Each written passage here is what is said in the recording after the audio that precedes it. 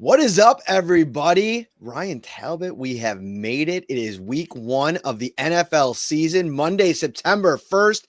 Bills and Ravens Sunday night. It is going to be an absolutely electric week. Welcome into Shout, a Buffalo football podcast. I'm back from vacation. We're locked in, Ryan. We're locked in, ready to go for a huge week 1 in the NFL. Absolutely. And it's game week. I know you're very busy. You have some live shows this week. I'm doing 3 different podcasts today. So football is back. Football is back. And if you're traveling, if you're doing any traveling this month, any month, you want to make sure that you check out Amtrak by heading over to Amtrak.com. They offer frequent departures daily from Niagara Falls, Buffalo, all the way to New York City. Stops include Rochester, Syracuse, Utica, Schenectady, Albany, Hudson, Poughkeepsie, Rhinecliff, and more. So many benefits of taking Amtrak instead of driving, like no middle seats, plenty of legroom, reclining seats, free Wi-Fi, no baggage fees, and kids ride 50% off. Riding Amtrak is an experience, a fun and relaxing way to get to your destination. Ryan, we got a big week on tap, and I don't want to say close it down or like the main event is Saturday night, but in a lot of ways for us, it feels like that, right? We'll be at Wingnuts, right. 6 p.m., Wingnuts Bar and Grill, 1402 Millersport Highway this Saturday night, one day before Bills versus Ravens. It's going to be an awesome time. Yeah, great time coming out. Bills fans looking for something to do. Sunday night game, so you have plenty of time to hang out with us, party it up, and have a good time. All right. Let's get into this news of the day, and that is, it was actually of yesterday, but we're getting to it today. DeWayne Carter, Bills defensive tackle, tore his Achilles in practice last Wednesday. Talk about like the most awful news for a second-year young player, any player really, but like you do all the work all off season long. You do all the work throughout training camp in the preseason. You make the 53-man roster. You're getting ready and geared up for the season. And what was probably the last practice before the season was officially going to get kickstarted here, and he tears his ACL. I think just first and foremost, the player, you feel for him, obviously.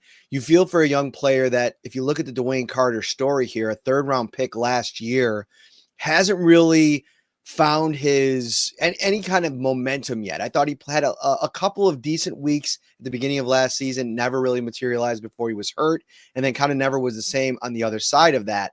You know, the Bills signed Jordan Phillips before this injury even happened, so that wasn't a reactionary move in any way. I think that DeWayne Carter was probably going to have some type of role. We could talk about what that role was going to be, but obviously done before it begins. Fortunate for him. An Achilles injury is tough to come back for any player in general. I know he's a young guy. You hope the best. You hope the recovery goes well and smoothly so that way he can compete for a roster spot again in 2026. But, you look at this roster, they're at least prepared for something like this. They draft 2 defensive tackles in the draft class, TJ Sanders, Deion Walker. They have their starters in place in Oliver and Daquan Jones, and they have 2 defensive tackles on their practice squad. Jordan Phillips, who obviously 90-man roster for a day or two, practice squad after that. Zion Logue, who was here last year after the Bills signed him off of Atlanta's practice squad. So there are internal options, and then obviously after week 6, you get Larry Ogunjobi back as well from suspension. So the bodies are there. This isn't something where it's going to cause them any kind of panic. I liked, I wanted to see him grow in year 2 after having a good start to his rookie year, obviously succumbing to an injury, a wrist injury that really then stunted his progress. I wanted to see what he looked like, but realistically, I don't know if he was going to have a sizable role in that defensive tackle rotation.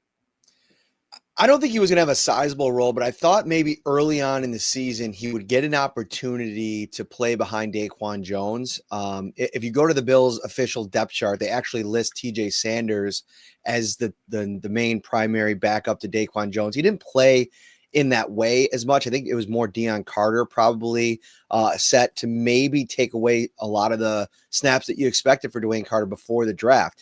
So I think from a planning perspective, this doesn't change a lot for how the Bills were going to deploy their interior. I think you're going to see a lot of Sanders and Walker anyway.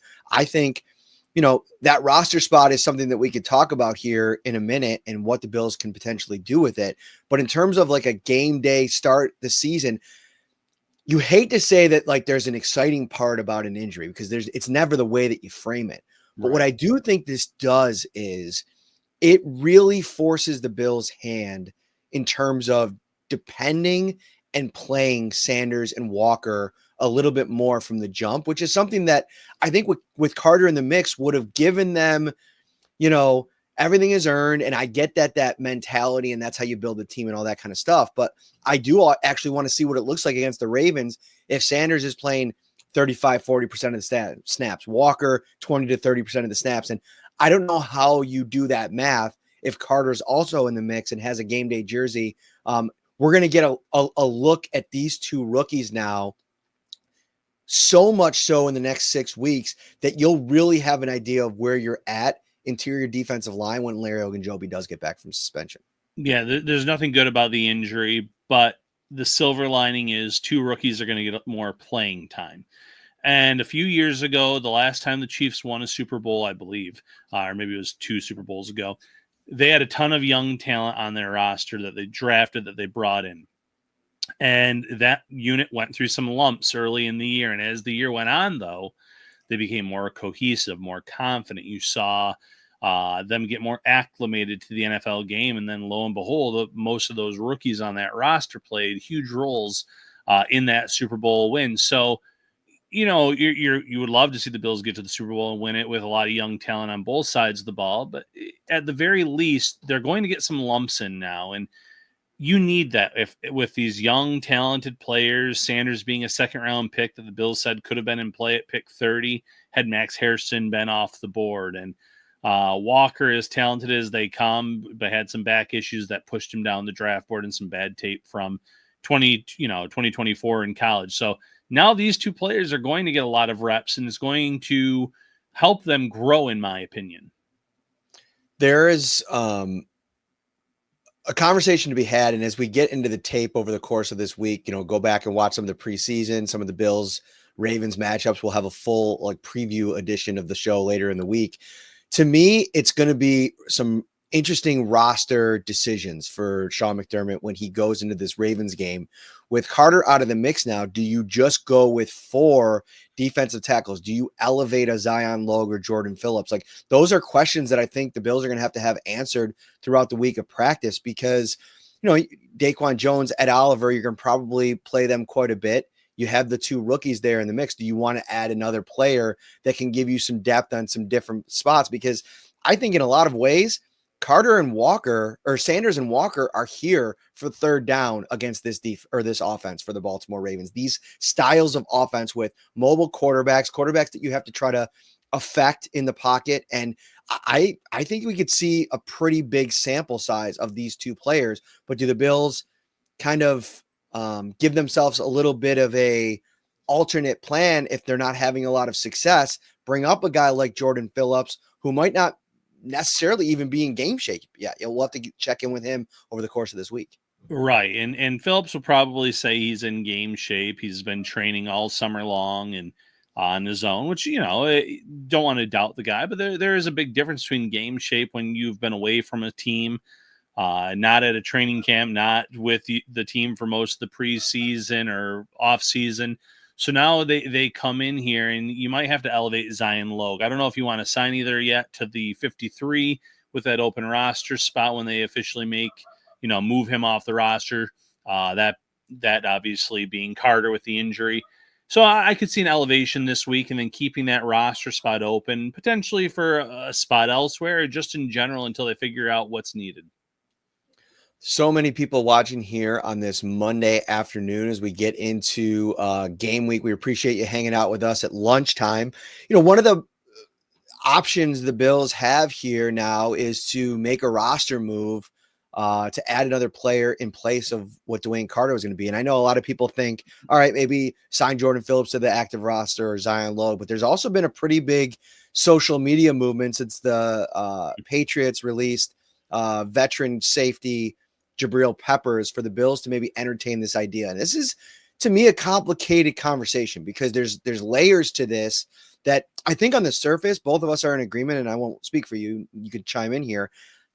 I think we think the Bills adding Jabrill Peppers makes a ton of sense, right? Like adding a quality safety that would give you some really, really good veteran presence in that room. It makes a ton of sense. I think he's still probably got a year or two left of his prime. Come in here, fortify that spot. The problem is there a starting job available to him? And how much is that a necessity for him to agree to sign on with a team?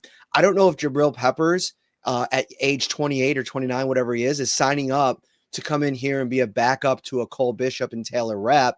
I think he'd want to probably say, I want to be a starter. I think I'm better than Cole Bishop right now. And I just don't know if the Bills would sign up for that. We can have a conversation on if they should consider it.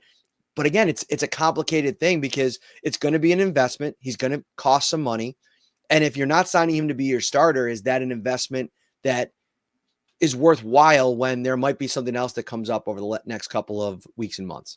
Right. So first and foremost, I'd be 100% in on signing Peppers to this roster with the uncertainty of the safety room. And when I say uncertainty, not just in terms of depth with Hamlin, with a rookie in Hancock, but also with the injury history of Cole Bishop. It's a very, it's not a long list, but he's only been in this league for 2 years and he's dealt with injuries both summers that have, stunted his progress to a certain extent. Taylor Rapp and the way that he plays that physical style, knowing that he gets banged up very easily as well. If I'm Buffalo, I would approach Peppers and I would say, we can't guarantee you a starting spot. But we can bring you in, get you acclimated to this defense, see how you fit, use you as a weapon, blitzing, whatever the case may be. Find creative ways to get you onto the field. And then if an injury were to happen, and we have two guys that do get banged up, you would have the opportunity to obviously play and start in that role and then maybe not give up said role. That might be the one piece of it that I think there may be some intrigue on Pepper's side is, okay, I got to come in here and learn this defense. I don't know if I'd be ready week 1 of the NFL season to come in and, plug and play. And he's a 29-year-old veteran player. He's been in multiple systems, played for multiple teams. I'm not saying he couldn't do it, but that might be something that, if I'm the Bills and I'm selling, listen, both of these guys have been banged up, not only throughout the course of their career, but this summer, as we got into training camp, come in here, get in the meetings, link up with Jordan Poyer, learn this defense. And then when there's an opportunity to get you into the game, that could be an opportunity that the Bills, settle on. Right. And, Peppers said it today, actually, on social media. Going on 9 years in this league, I've had 7 head coaches, 6 defensive coordinators. There is no scheme you can place me in where I won't find a way to be effective. So he's confident in his abilities. But at the same time, I think he'd be realistic about there being a learning curve and needing a little bit of time to get comfortable with this scheme. I also think that the Hancock conversation in all of this is interesting, and you wonder what the Bills think about the depth in that room and how they view Hancock, even throughout the summer, as we were kind of observing that he was playing majority safety. The Bills still kind of talked about him being that utility player, somebody that could play in the slot as well, but it seems like he's majoring at safety now. That's an option that, you bring in a Jabrill Peppers and he gets knocked down the depth chart a little bit. And his primary role this season is probably going to be special teams anyway.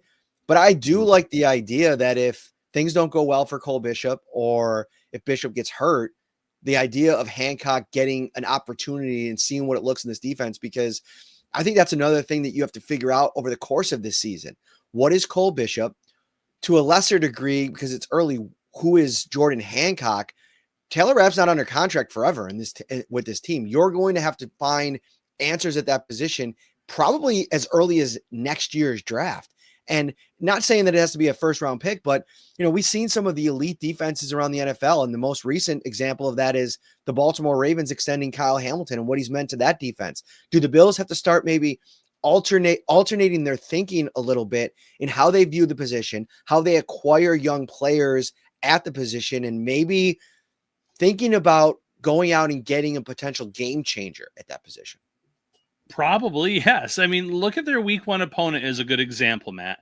You mentioned it. The Ravens a few years ago, they draft Kyle Hamilton when he slides down the draft board. One of the best players in that draft class falls into their lap. Going into this season, they had Hamilton and Washington set up to be their top two safeties.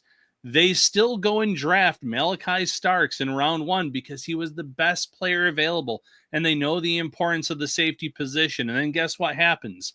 Washington is out for the year with an injury, and now they're ready to go with a young player in Starks, but a promising player who started at Georgia. They have Kyle Hamilton. They prioritize the position. Where I can't sit here and say the Bills haven't prioritized the position in Sean McDermott's history, because they went out and they signed Micah Hyde and Jordan Poyer as two of the first free agents once he came over as head coach. So they didn't have to necessarily find the answers or find another player. But as those two guys got older, yeah, you wanted to see them kind of figure out some other pieces. And Taylor Rapp's been a hit for them. When he's been on the field, he's been very, very good. Cole Bishop, too early to say. Hamlin's been a fine depth piece, but really probably shouldn't be logging the amount of starts that he has based on, not having as much talent there. And I'm as big of a fan of Jordan Hancock as anyone in terms of the players in this draft class, what we saw out of him this summer in the preseason.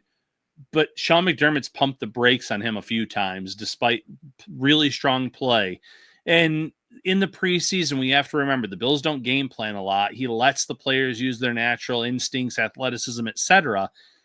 There's a learning curve with learning this defense. It's a lot to it. And the Bills might think that Hancock's an answer long-term at safety, but he has so much on his plate that they want to be comfortable before throwing him out there. Yeah, and I don't think you're making the Peppers decision based on what you want for Jordan Hancock, right? Mm-hmm. Like, I think you bring in the competition, you let it play out and figure out where you are on the other side of things. The thing I will throw in there about Peppers on maybe the negative side, this is a guy that he started 15 games in 2023, and that was a really, really good season for him. 8 passes defensed, an interception, 2 interceptions, a forced fumble, 78 tackles. I mean, he looked really good in New England's defense, second year in that scheme. But I mean, 2 of the last 4 seasons, he's only played 6 games. And so this is a guy that deals with his own version of availability issues. And that's another question. Like, are you going to bring in a guy that in his own right struggles to stay healthy? That's something that might play into the math there for the Bills. And again, it comes down to contract. Just before I look up what he is coming off of in terms of his deal with the Patriots, what would you say is just like a deal that you'd be comfortable with the Bills signing him at? It would be heavily incentivized. I think he only was getting about $4 million from the Patriots this year. I could be wrong on that. Or maybe that was so he signed a 3-year, $24 million deal with the Patriots in 2024. So he was on the books this season to get somewhere in the neighborhood of $8 million. Okay. But he's not going to get that now, especially as like a 29-year-old player. So I think somewhere in the neighborhood of $4 to $6 million with incentives makes a lot of sense. The Bills are going to have to make some moves to figure out to be able to get their salary cap in a spot where they can even make that happen if that ends up being the number. Right. Maybe the guarantee was somewhere. I know I saw 4 something floating around, so maybe it was the guarantee money, whatever it was. But yeah, I mean, offer him an incentivized deal where they're attainable if you get on the field. We're going to give you every opportunity to. You can look at the history here. He has taken some money home from after getting cut by the Patriots, so maybe he's not looking for as much as you would think versus rebuilding his stock, getting revenge against the former team. It kind of flew under the radar, but he went from starting to second team to third team and playing in the final preseason game. There's something to be said about a veteran maybe wanting to stay within the division and kind of show the new coach there in New England, Vrabel, that he made a mistake in letting him go. A lot of hamstring injuries. Looking back through the Jabrill Peppers injury history log over at Fox does a kind of a tracker. And so that's just something to kind of keep in mind when you're thinking about the player. Quality of player, pretty high. Like I think if you told me going into the season, you got Jabrill Peppers and Taylor Rapp with Cole Bishop waiting in line, I think that would probably be a much better safety situation. The math changes a little bit on September 1st when you're trying to make an addition for somebody that hasn't been a part of this thing. And for better, for worse, for right or for wrong, Sean McDermott has talked so much about what these offseason and preseason training camp reps mean for these players, veterans or otherwise, getting themselves accustomed to the system, that I think like even a guy like Amari Cooper, like I go back to that last season. I know the Bills have a complicated offense and all of that. Brian, we're in December and they're coming off the practice field, and an hour after practice, Amari Cooper is with DJ Mangus, the assistant wide receivers coach, going over different route concepts, going over different parts of the offense and the playbook. It's like he came in midway through the season. I mean, Peppers would have a little bit more runway from there, but it's just not feasible to think that you get a guy in here on a Monday and he's starting for you on a Sunday. So if you're a Bills fan hoping for that outcome, I don't see that being a possible way the Bills choose to go at this thing. No, it's not a Lawyer Malloy situation, because that was pretty late when they signed him, and then they blew out the Patriots in that week one game, which, that was great too, because they were facing each other. He knew the game plan. That helped out the Bills. There's no incentive like that if they were to go out and sign Jabrill Peppers for week one. But he is an impact safety. He makes good plays when he is on the field and available. He is certainly worth looking at, concerning the question marks we have about Buffalo's overall secondary entering the regular season. Thank you so much for watching on this Monday afternoon. If you're watching on YouTube, hit that like button, subscribe to the channel as well. We really appreciate you guys. We're on our way to 14K, Ryan. I mean, we're almost there. We're cooking on the YouTube channel. The Bills, in other news over the last couple of days, Tyler Bass has been kind of dealing with this nagging pelvic injury. So they ended up bringing in three different kickers to try out. What do you make of the kicker tryouts, Ryan? I think we'll start there. Eddie Pinera, Zane Gonzalez, and Greg Joseph. What do you think of those three players? But also, what do you make of the tryout? Because I think fans see that and maybe think, oh man, Tyler Bass might not be able to kick this weekend. It may also be like, Tyler Bass is probably good, but we want to get a look at three guys to see if we do run into anything over the course of the season. We already did our homework on these three players, and we'd be able to move them in pretty quickly. Yeah, it's the latter for me. I think Tyler Bass is kicking week one. That being said, the pelvic soreness that he dealt with all summer, it can linger. It can come back very quickly. It's something where you want to have your ducks in a row. And a lot of the workouts that the Bills and every other team, has in this league, it's to build up a case file, essentially, or a file on those players in case a player at this position goes down. We've looked at these guys. Here's who we're confident. Here's who we can bring in. Two of the three kickers have played under Chris Tabor as well, which obviously helps in terms of the research. Pinheiro was with them, and the third kicker, Joseph, was with him. So all three guys have over an 80% rate in terms of making their kicks. Which that's not a great baseline. I think Eddie is 88%, though, the highest of the trio.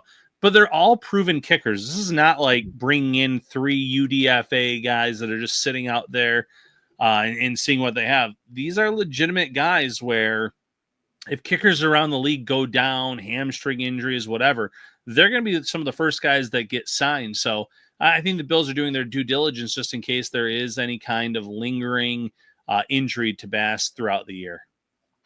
Are you surprised at all that I agree with you? I think Bass is going week one. We can move past that. Are you surprised at all at Zach Davidson still floating out there as a free agent? He had a visit with the New York Giants. I don't see him currently on an NFL practice squad. Maybe he has signed in the last couple of days and I was in Disney and missed it, but I don't see that. So. I haven't seen it. Are you surprised at all about that? I guess I'm going to say no because of the age. I'm going to go back to the age. When you're 27, 28 years old, you're a former draft pick of the Vikings, you've had opportunities in Buffalo. No offense to Quentin Morris. But Morris was not some roster lock on this team the last few years, and he had no path to beating him out, but he couldn't. And special teams factored into that, obviously. He's gotten to the point now where I think he'll sign somewhere eventually to a practice squad. But no, it doesn't surprise me that teams weren't clamoring to sign him. It goes back to the discussion that we've had a lot over the course of these summer months. Every team has a version of Zach Davidson. It doesn't mean it's a tight end, but whether it's a running back, wide receiver, O-lineman, a guy that they've had in their system that they like, that they feel confident if the injury happens, we can elevate that player. So he might have to wait a little bit for some injuries to pop up, for another tight end to get elevated elsewhere, and then for him to sign elsewhere. I think he's good enough to play in this league, but because he hasn't shown the ability to break through at this point, teams probably aren't busting down the door to sign him to their practice squad just yet. It's a great reminder too. And I joke with you about how much you've liked Davidson over the last couple of summers, but I've joined you in a lot of that praise. Like, I think he's a fun player to watch. He brings a lot of energy. I think he's really good as a pass catcher.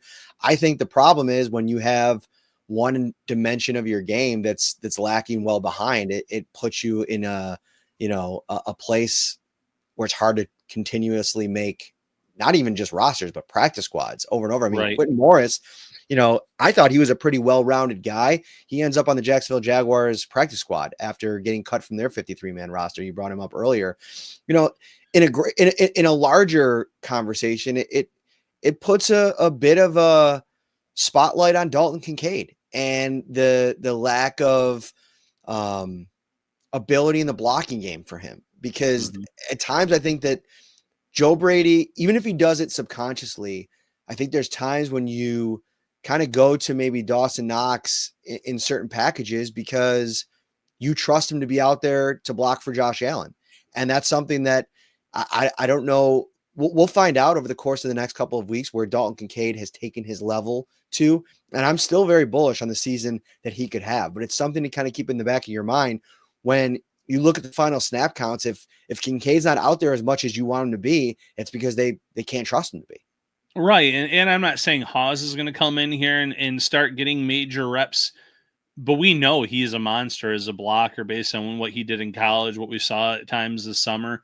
So Kincaid's really going to have to make the most of his reps, not just as a receiver, but when he does get those opportunities to block, to show that he's grown in that area, because the Bills showed last year, despite having Josh Allen, they're not afraid to run the ball and pound the ball down your throat in a given matchup. If the run game's working, they're going to stick with it with James Cook, with Ray Davis and Ty Johnson. So the opportunities are going to be there for him. But if he gives up a block, if he is still if that's still a major weakness for him, then you are going to bring Knox into the game in those situations, and you're going to give opportunities to Hawes at some point this year because of what he can do as a blocker. So it does shine a spotlight on Kincaid in terms of how much he has to make of those opportunities when given to him. All right, that's going to do it for podcast number 1 of an absolutely jam-packed week. For Ryan Talbot, I'm Matt Parrino. Keep it logged onto the channel. Every single day we'll have you covered with a new show. I think I got everything lined up to give you a show every single day of the week. So it's going to be absolutely electric on the Shout channels this week. Make sure you sign up to become an insider if you want to chat with myself and Ryan all week long and all season long. 716-528-6727. See you later, everybody.